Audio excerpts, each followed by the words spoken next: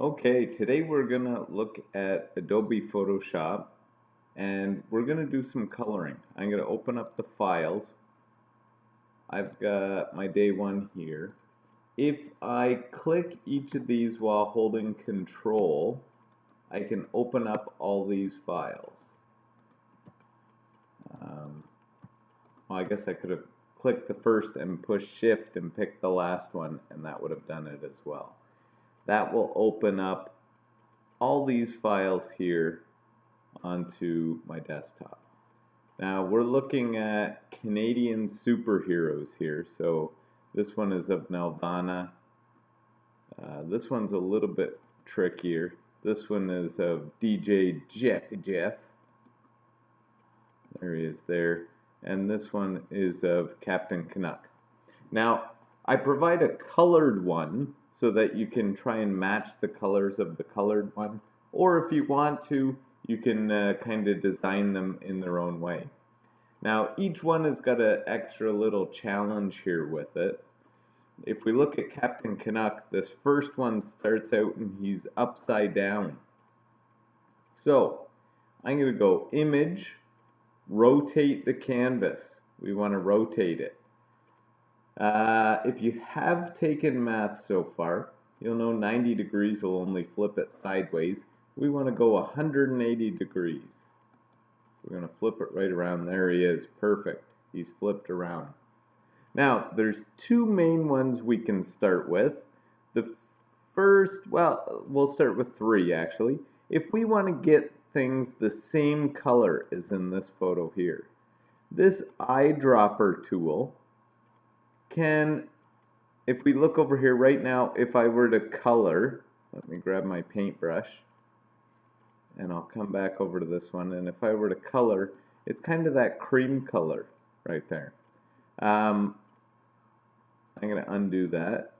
If I want to select a color, I'm going to come back over here and select this gray.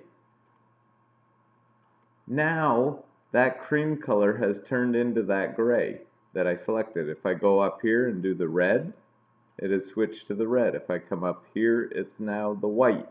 So this eyedropper tool can select any color and we can match that color perfectly. So let's go back over here. This paintbrush or paint bucket tool, if we go onto our picture that we want and the area is completely closed off, so all the black lines are there, it will fill that entire area.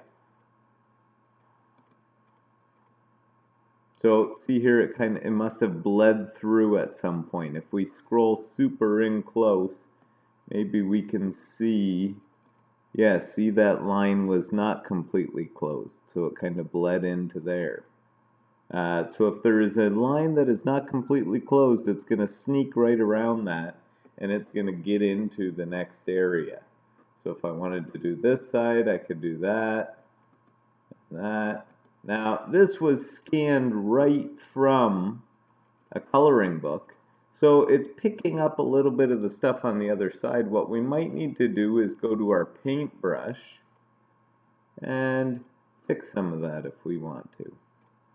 We could keep doing the other tool. Now, if we do too much, it'll color right over this, and maybe that's okay. Maybe there are lines in here that we don't want, we want to get rid of, and we can do that.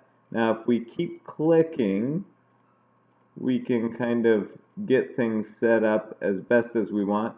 Now, the tool is a little bit too big for this area. I can go up here and select a smaller brush, and then I can kind of fit into that area. If I want to be super perfectionist, I can zoom right in. I can zoom right in and make sure to get all those little areas. Okay, so we can really get into some good detail by zooming in. We can zoom even further. We just would have to find the spot that we've zoomed in, and then we can get right nice and close there. and we can get rid of all of the white. And that's this is one way. Not all people do coloring this way, but that's a start.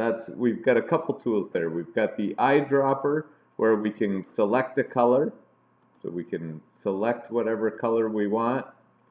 We've got the paint bucket that can fill an area. So if I come back over here, I'll start coloring in his pants.